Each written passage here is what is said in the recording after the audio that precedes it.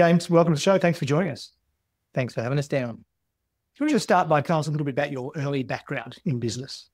For sure. Young man, grew up in the eastern suburbs of Melbourne, about Ringwood, Warrandyte way. Took an interest in a lot of different things, but I think when it came to crunch time of deciding, where I was going to go, probably after high school, I was actually really into fine furniture making at the time and thought my destiny was going to be making beautiful pieces of furniture for people. I got to year 12 and sort of thought maybe I should have a crack and give university a go. So studied hard that last year and ended up at an open day at RMIT and chose a course called Entrepreneurship, which I don't know if they offer anymore at RMIT, but what drew me to it was bumping into a guy who I met many moons ago when I was about 13 or 14 doing one of my first jobs. And he was just this crazy guy that was really into just starting up little business ventures and stuff like that. And I was really interested in how he sort of went about things. And he was there as sort of the student spokesperson for the course and really drew me in. And I think the course was mainly just around people that were more interested in self-venturing. And that was definitely an avenue that I was curious about, and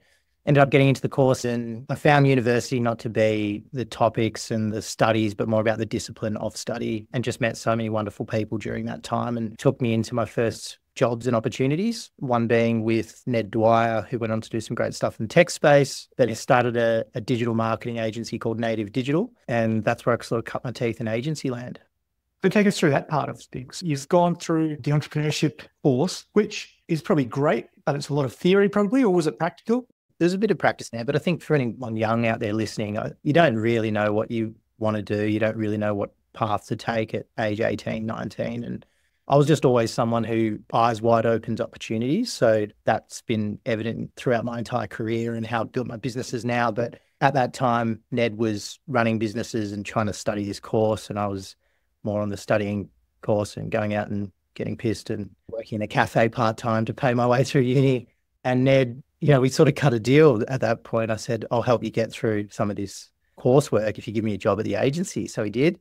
Back in the day when then Facebook, now Meta, was sort of coming out with Facebook apps and, social media marketing was at ground zero. And he was doing a few big jobs for some big music festival clients. And that was obviously really interesting for me at age 22 or something. Yeah, cut my teeth negotiating deals with Vice Media, paying, I think, like $15 CPMs back then to run ads across their network for the likes of Splendour in the Grass and Falls Festival, and sort of an account manager, producer type role. And it was real formative for me, as we were working in a garage off Brunswick Street in Fitzroy. We had more table tennis tables than desks. And there was probably 4 of us that were just pumping out Facebook ads for an industry in music that we absolutely loved. So, and on the side was sort of starting my first business, which was Aeroplane Agency at the time. And yeah, that business is still up and going today. So how old were you when you started that business, and what was your thinking around that first toe in the water stuff, right? Absolutely. I was always sort of holding down of paid work as an employee for someone else, but I had just this knack and desire to get into run my own business. I started Aeroplane Agency off the back of like a few opportunities popping up around music festivals and events. The idea was spawned that, it was an agency that could go anywhere. I was equally passionate about travel and adventures as I was about business. And so the name rings true. Also got a slight obsession with planes in general.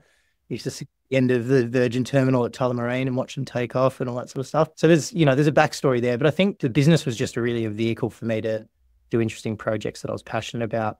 I think a lot of entrepreneurial people who are starting up businesses, the hardest thing is finding your first few clients and eyes wide open to opportunities. When that first client came along, which actually was Cooper's Beer for Aeroplane at the time, the brief was, we want to pop up at more events. We want to do it in a more sustainable way. So bought these old vintage caravans and turned them into mobile pop-up bars and started running events out of them with some DJs and stuff like that. So pretty hands-on work and, pretty different to what I was doing in my day job of digital marketing, but a way to start running that business and growing that business. Fast forward to today, and I know you've gone through some iterations and mergers and that type of thing. What's the business, your core business, look like today? Yeah, so that business Aeroplane now sits within a holding group structure, which is called Bolster Group. It's 4 independent agencies that all complement one another. Bolster is a marketing agency. Aeroplane is focused on brand partnerships and activations, and not dissimilar to what we were doing way back when I was 22, but also doing for huge global brands right across the country and internationally as well. So Bolster Aeroplane, we've got Common State, which is a PR and comms agency, and Going North, which is a little culture studio based up in the Northern Territory with my two partners who are both First Nations peoples. And yeah, we're a total team of about 52 across the 4 agencies. And what time frame has it taken you from starting the first part of the business to now where you're starting to get some scale? I mean, Aeroplane was kind of the vehicle for me just doing independent projects for probably the first 7 or 8 years, traveling lots, building experience really. And yeah, university, fantastic. But the practical learning out in the field and meeting people and having the opportunity to work on stuff that pushed me personally and pick up the important business practices that everyone, swears by was kind of the first 5 or 6 years through my 20s. And then I guess probably an 8 to 10 year block with COVID in the middle of that, where I really sort of started to turbocharge my thinking around where I could take the agency group. I had some great people around me and my dear friends and business partners, Alex, Anth and Nikki, who were running Bolster when it formed in 2015. I came in 2016. We're still partners today, but those guys were just awesome. And I think we were all very supportive of one another in terms of our creativity and thinking. And they've gone on to do exceptional things with a little product called Linktree. But I was always someone who was very driven by people businesses. I'm passionate about people and I'm passionate about teams, and I'm really thankful for the opportunity that was presented to me when I guess Linktree did its first raise. I got the opportunity to buy out the Zacharias, and that's where I sort of brought Bolster Aeroplane under one roof, under a holding company, with the vision to then expand that further. And we've done that through Common State coming into the group and also Going North as well over that kind of 8-year period. So what's that process been like for you from a business owner perspective, going from a smaller agency, in the early days, building out, and then starting to go, okay, well, we're going to ramp this up a little bit. What's the mindset shift that you have to go through to go down that next part of the journey? Yeah, I think I've got a pretty good risk appetite. Definitely made some poor decisions over my journey, but I mean, it's not easy, and everyone would attest to this. Every situation's different and everyone's experiences are different, but I've always been someone who's loved forward planning and thinking about what's next and evolving from where I am to where I might want to get to. And I think also just like maturity in terms of age. You go through different phases in your life. And I think in my late 20s, I started to sort of see now is the time to really go. And I had the energy and hunger and desire to really ramp things up. So there was a lot of risk there in terms of everything I had financially and compromising on personal relationships. And, my partner Fern is unbelievable in terms of her patience and the acceptance of everything that I'm ambitious about. But yeah, I think it definitely setting yourself some serious goals and trying to work towards that, and not being complacent with going after what you really, really want is kind of the mindset that I've always gone back to. So, and just being open and not being ignorant to the fact that you might not have all the answers, and you need to continue to learn and upskill from those that are around you and good people that are willing to support your ambition. When you say not being complacent, going after what you want, rather than complacent, is that more about being deliberate?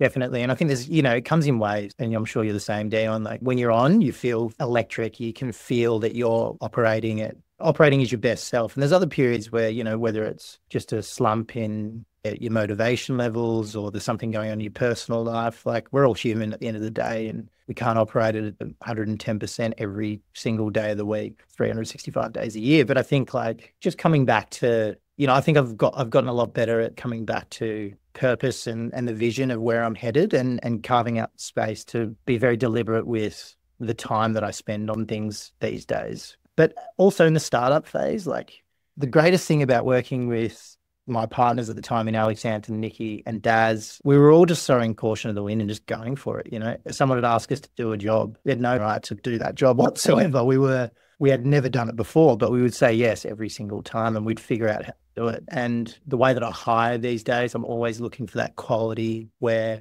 people aren't afraid to jump in the deep end and figure something out. And we try to create an environment where, we foster that fearlessness. And I think I've always kind of had that in me. Probably take that a little bit from my mum and the way that she goes about things in life as well.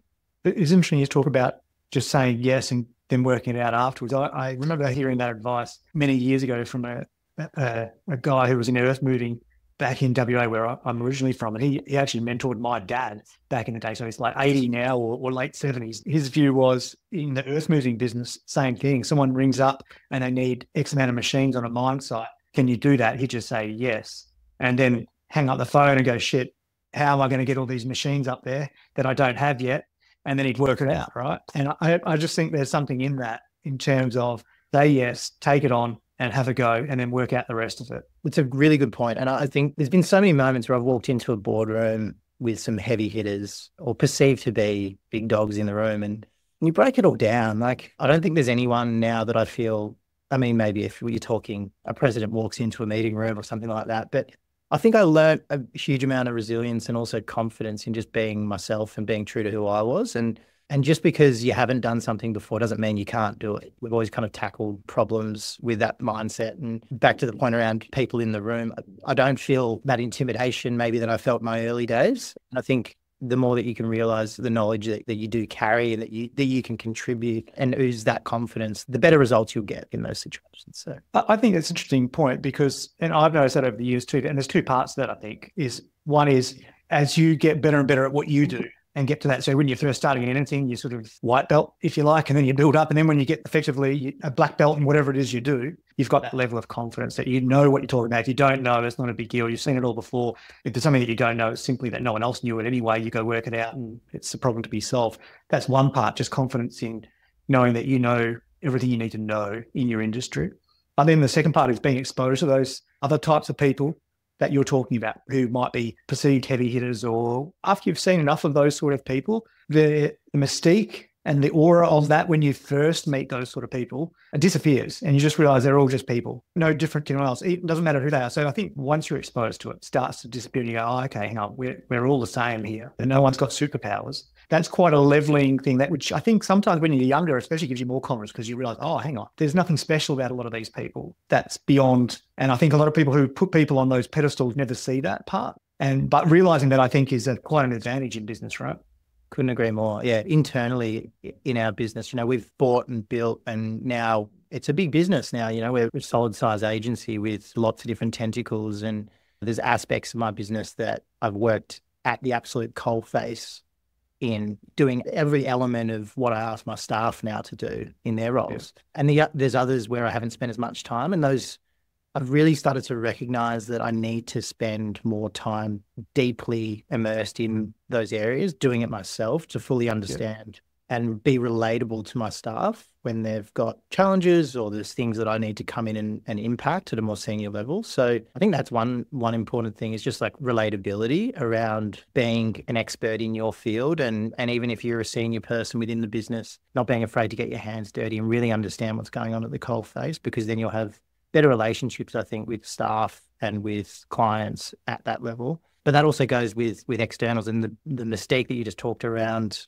some of the maybe intimidating characters that you might come across. Again, it's just about finding a relatable level to connect and being human in what you know and what you can share, and being honest in the areas that you might not be as skilled. I've gone through quite a few sort of M&A transactions now across the last few years, and that's been an amazing learning experience for me at age 33 to 35, just figuring this stuff out that I had absolutely no awareness of prior to having to go through it, and I think I've loved getting into the weeds of that versus bringing, the suits in to figure it out for me, because we're in control of things then, and you can really understand the depths of what it is that you're talking about and the deals that you might be negotiating, and then bring the suits in to do all the heavy lifting on that one. Absolutely. Yeah. So take us through some of that sort of process in terms of some of that M&A type stuff. Firstly, the very first time you went through that process and working out, yes, I want to do this deal, gather, it's always difficult to know who to listen to, who to trust and that sort of stuff. And it sounds like you've got to a point where you've gone, I'm going to trust my gut instincts. I'm going to trust my ability to learn this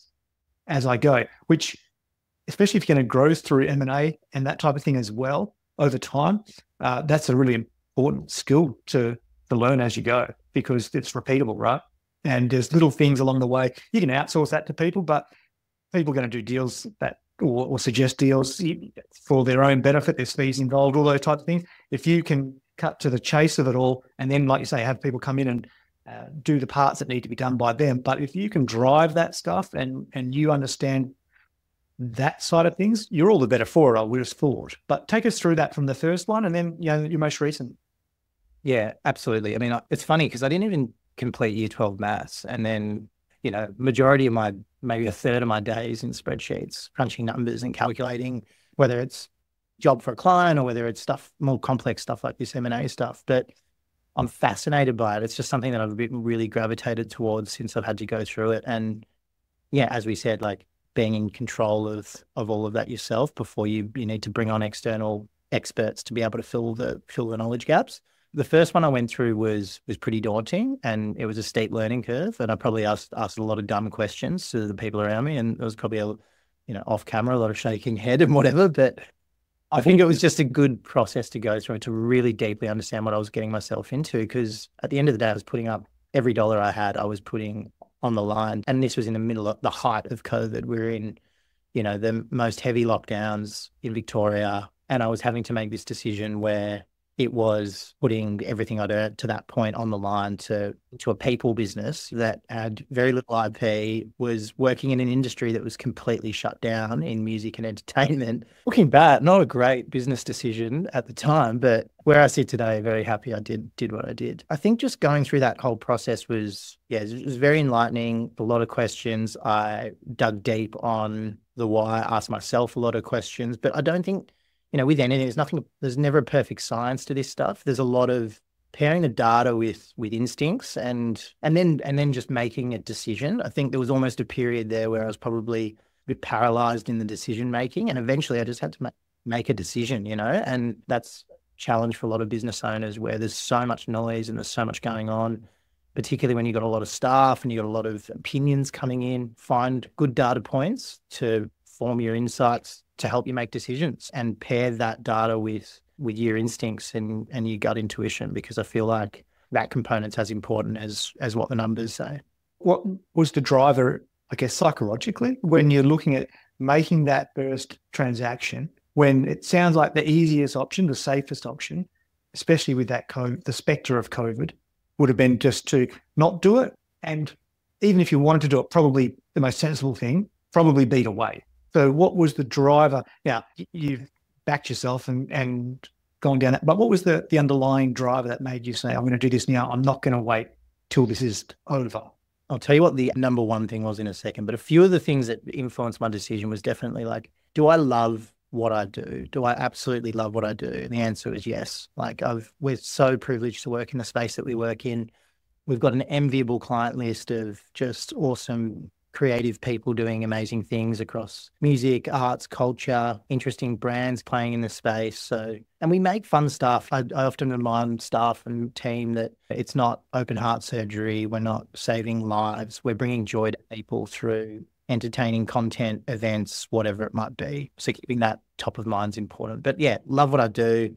Financially, is this going to take me forward? The answer was yes. And then I think the number one thing that kind of tipped me over to actually make a decision was understanding what the ultimate fail looked like. If this all went belly up and like didn't work, what is the worst position that I'm going to be in? And if you can become comfortable with that, then everything else is good. If you can understand what the worst case scenario looks like and you're comfortable going there, then you know the risk entirely. And if you can see yourself in that space and go, I can deal with that, it's only upside for me. So I saw, okay, what is the worst case scenario that happens if this does not work out?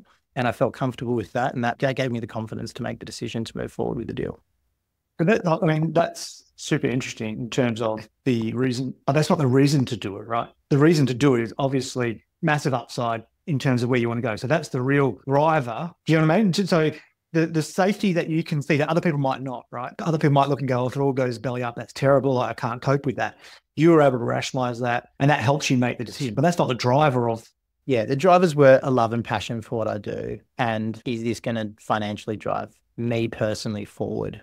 Am I going to be passionate about it? And is there going to be a positive financial outcome? Can I see those two things for my next 3, 5, 10 years? And the answer to both of those things were yes, absolutely. And obviously, like paired with obviously business analysis and is there a market for it and what's going on in the industry and all that sort of thing. I mean, no one could have predicted how long the COVID situation was going to run for. And it was so funny when yeah, I always say when the floodgates opened, it was like that decision where the government had kind of lost control over it in Victoria, and they just let it happen. And you look back and you just go, oh my gosh, like can't believe what we actually all put ourselves through. Inevitably, we were all in it, and at the time, we just had to deal with what cards were being drawn to us, and at that time, mine was this massive opportunity. I said, do I love what I do? Absolutely. Can I see the light? And I could. And do I feel comfortable if it all went belly up? And that was kind of the tipping point to make the decision. So, and what was that transition like? You do the transaction and you get yourself through the deal. What's the next phase, which is the implementation of it all? What was the biggest surprise, firstly? you get to work straight away. Well, you just get back to work, really. It's kind of like probably like the day after. I'm not married currently, but a lot of people say like you get married, you have an amazing wedding, and then you wake up and next to your partner again. Normal day again. But it was kind of like that, I guess. I also started to future plan and really take things seriously. I think that was that was by far and away the biggest deal transaction that I'd done. And obviously I had so much skin in the game after doing that I think that was a big mindset shift. And immediately I think I just sort of matured into, okay, right, I've got to get to work on a whole bunch of stuff that I'm probably not super skilled up in to help build the business strategy. Prior to that, we probably hadn't really had a business strategy for the agency, hadn't had a really clear vision for where we were headed. And so I put a lot of time and energy into that. I actually went away on a bit of a meditation retreat. I was always curious about picking up meditation. Amazing guy, Baron Hansen, who taught me how to meditate at his beautiful family home in Nowra, which is on the south coast of New South Wales. And I wrote a plan there, actually, a 5-year business plan, which I'm 2.5 years into executing now. So I'm really curious about the terminology in terms of the words you used. You said once you've done the transaction, you took things a bit more seriously. And the first thing it made me think of, funnily enough, when you talked about marriage before, the first thing it made me think of is actually when you have kids. I got married relatively young and going about your normal responsibilities, then you have kids, and then everything changes, you get serious. So I kind of get what you're saying there, right? It wasn't that I was unserious before, but now it's like I've got real responsibilities, different responsibilities. And is it analogous to that? What was your thinking? You nailed it. It's not that I wasn't serious before, but I think just focus on having a good business plan and having a North Star for what you're working towards is critical when you're a business leader. When you find good people that want to come and work in your environment as well, you kind of owe it to them to have a really clear North Star. And I've found that I've got such an amazing group of people working across Bolster Group. They're all driven, they're all passionate and driven. And I hope that I can impart all the things that I've learned onto them as much as they give me. And I think having a clear business plan and a clear direction for where you're headed and very easily and relatable steps on how we're going to get there and how they feed into that. It's just paramount to business success. So I started to take that stuff really seriously when obviously I was the owner and I was in the chair as the managing director and now CEO. And we keep getting better each year in the way that we plan business and the way that we report and the way that we use that reporting to drive insights for what we can be doing next and where we can be growing. And so I think it was that shift into kind of like, okay, you're a business owner now, you need to take this stuff a lot more seriously. And I was motivated to do so, obviously, because my whole financial world was on the line, and I needed to start to think about getting a return on that investment. And that's the ultimate compliment too, right? When you have people come on board because they buy into your vision. Yeah. And you like you say, you owe it to them as well to achieve what you say you're going to achieve. Definitely. Yeah. And again, it's certainly not perfect, but we're doing something right. We've had great retained clients for years. We're opening up new opportunities all the time. Yeah. Overwhelmingly getting better at evolving the vision and the business strategy each year and the way that we roll that out. So, and roll that out right across the team. So everyone's KPIs are linked to a business objective and everything ladders up to our ultimate vision, so. What did you do differently with the latest M&A transaction compared to your first one? How much more confident were you as we went through that process? Yeah, I don't know when this is going to air. We're in the middle of one right now. So I'd say that from the first one that I did to where I'm at now, I reckon I've taken it 80% of the way versus maybe I was organizing 10% of it back then. Yeah, okay. Yeah. Before I brought in external help like legal and accounting and tax advice and those sorts of things. So yeah, come leaps and bounds in terms of my knowledge around it and how to make it work for me, how to negotiate fairly, how to be a good partner and an ally to those that you're negotiating with. Lots of learning over that period, for sure. And does it become you can replicate as you go along in terms of that skill set, the way you're approaching deal flow? Definitely. You build out models and you go, geez, that's a good one to have in the back pocket for anything we might do in the future. And the speed at which you can work through things as well. And probably just, as I said earlier, eyes wide open to opportunities all the time. And it's the same as creativity. There's a million great ideas out there, but it's about the ones that you follow through on, as they say. But you do need to go through that kind of iterative process, whether it's around an opportunity, whether it's around a creative idea. And I think having good tools to be able to vet things quickly and understand if they fit within and are on purpose for where you're trying to take a business strategy or business vision. Having those tools now is amazing for me to be able to work through those things quickly and vet out the things that we shouldn't be focused on and double down on the things that we should. What percentage of your time would be focused on sort of building the business, the M&A, the vision, the long term? What percentage would be on managing people and the day-to-day? And do you still sort of get on the tools type of thing? You talked about being close to that sort of stuff with your people. How would your time be split amongst those three areas? Yeah, it's a good question. I've got 4 agency businesses under the group. I've got another couple of small businesses that I'm involved in. I'm a board member of a charity as well. So my time is spread pretty thin. I work very long hours, very early starter for anyone who has to cop my super early morning emails. What time do you get up and start your day? I'm 4:30. I meditate as soon as I get up, and then I'm into it with the strongest black coffee you could possibly imagine by 5:15. I do that not because buying some cliche 5 a.m. club BS, but more so because it's actually just amazing. My brain's amazing in the mornings. I love working early in the mornings. I've found that doing 3 or 4 hours of deep work early in the morning enables me to be a better leader throughout the day. I'm more available to staff. I'm more present.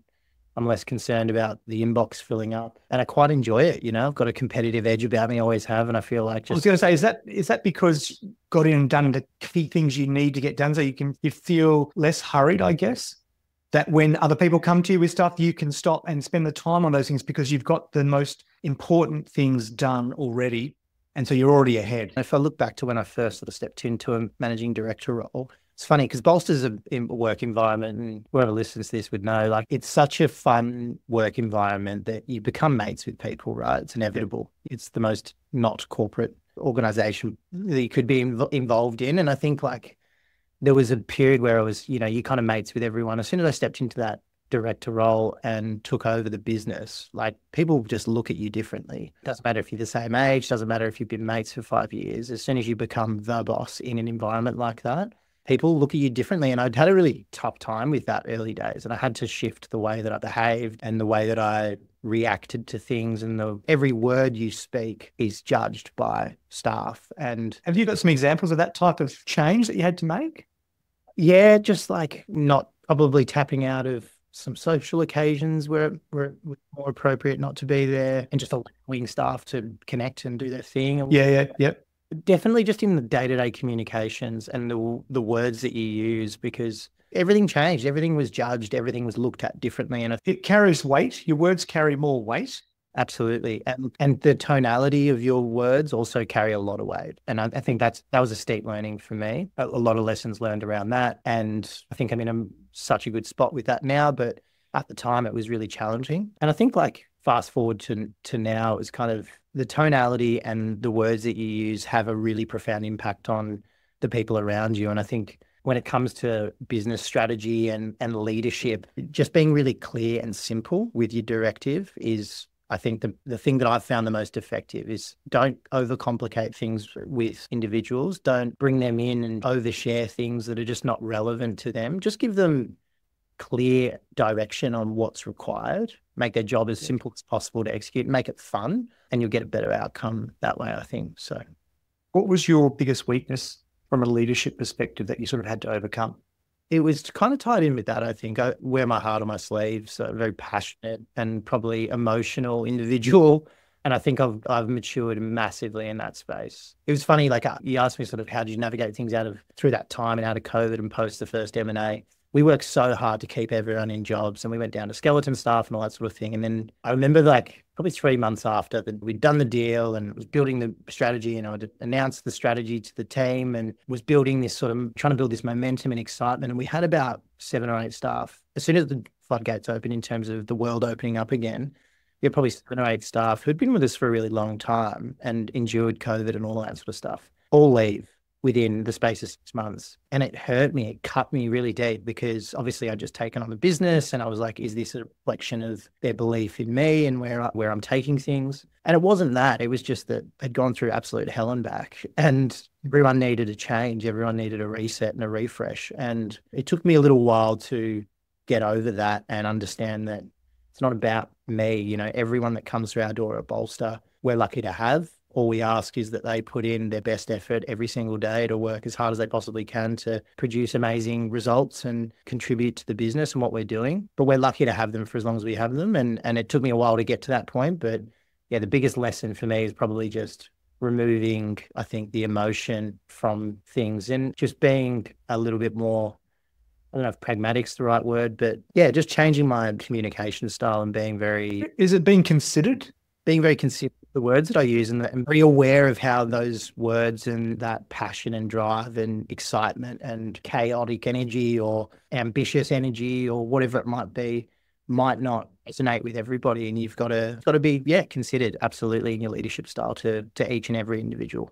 Yeah, I can see that. And you sometimes probably forget that everyone looks to you to be stabilizing force. I can see what you're talking about in terms of being a leader. You've got to be able to share that vision and have that enthusiasm, but they're also looking for stability because that's part of leadership, right?